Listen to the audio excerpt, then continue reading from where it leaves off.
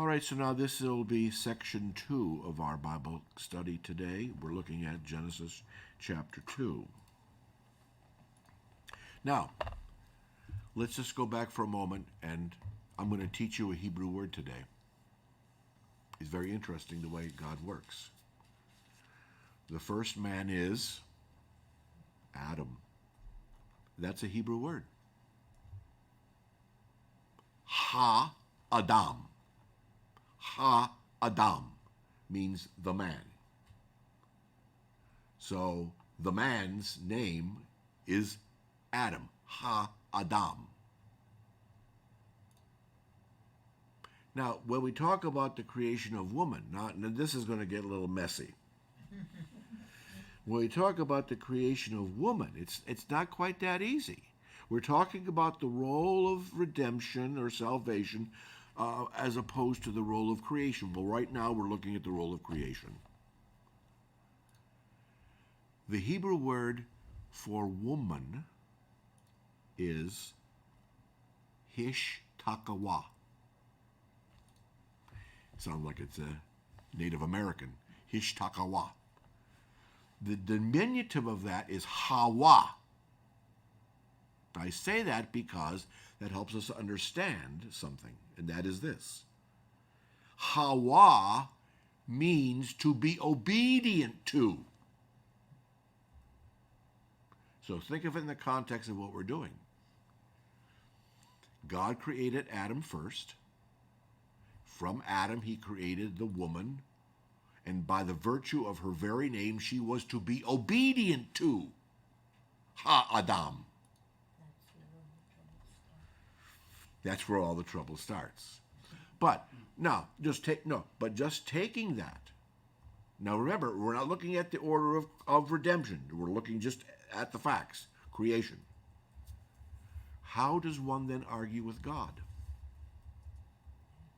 How do we justify the fact that God took a part of Adam's side so that woman would be a partner to walk side by side with man, but at the same time, the woman's name means to be obedient to the man? Is there some kind of a justification to all this that you can find? Somebody has to be in charge. Well, you're kind of getting to it. And your generation probably will understand it a lot better than his generation. I mean, I grew up in a home, I was German, so there was no question who was the boss. But by and large,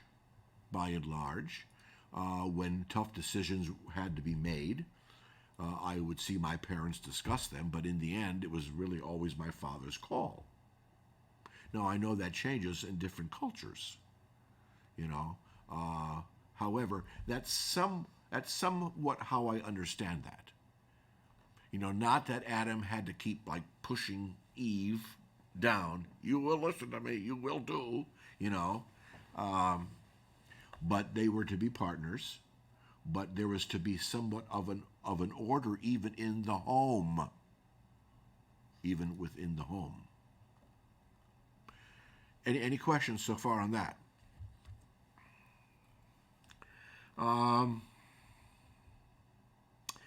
Let's now go back to verse 8. We're going to pick up on this thought in a minute, but I want to just get this in. Let's go back to verse 8, chapter 2. And the Lord God planted a garden in Eden in the east, and there he put the man whom he had formed. And out of the ground the Lord God made to grow every tree that is pleasant to the sight and good for food, the tree of life also in the midst of the garden, and the tree of the knowledge of good and evil. And then in this next section it talks about the four rivers. There are four rivers that flowed through the garden. The first was the Pishon, the second was the Gihon, the third was the Tigris, and the fourth was the Euphrates. Now, of those four rivers, there are two that exist to this day. Does anyone have a clue? The Tigris and the Euphrates. The Tigris and the Euphrates are still there. So that then, at least in our own mind, begins to narrow down where this Garden of Eden may have been. Remember years ago, the first Gulf War under President Bush, H.W.? They used to say that this was, at that point, this would be the mother of all wars. I remember the saying that came out said that to a degree, because this was happening, in the Middle East, at that area, in Iran and Kuwait and all that stuff, that where life began, maybe that's where it all will end. So those two rivers still exist to this day, the Tigris and the Euphrates. The Gihon and the Pishon somehow have just fallen out of existence. Now, verse 15. The Lord God took the man and put him in the Garden of Eden to till it and keep it. And the Lord God commanded the man, saying, this is going to be important, you may freely eat of every tree of the garden, but of the tree of the knowledge of good and evil you shall not eat, for in the day that you eat of it, you shall die. Everything was perfect, and yet God gave only one command to Adam. You can freely eat of it. Remember, they're not eating because they had to. They're eating for pleasure. You may freely eat of every tree, every plant in the garden, but there is one that you shouldn't eat from, look at, touch, walk by, whatever. That's the tree of the knowledge of good and evil. Because the day that you do will be the day that you die. One commandment. Why? Why do you think? We're to be obedient to God. Okay. Obedience.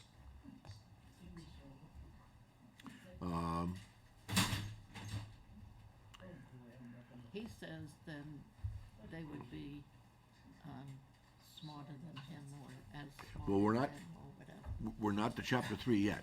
Yeah. We're not to chapter 3 yet. Okay, obedience. That would be one. But let's step back. Remember, God has the whole picture. God knows how the story is going to go. So I believe that God is setting up, I don't mean that in a sinister way, but God is setting up Adam and later Eve to be the recipients of God's story. Because as we know, when we get to chapter 3 next week, as we know, that didn't work out. And they ate. And everything changed. But God was already there with the second part of his plan. How you're going to undo now what you've done. So I think on the one hand, God puts this tree and just says, don't touch it. I think God wanted to test the limits of Adam and Eve. Okay?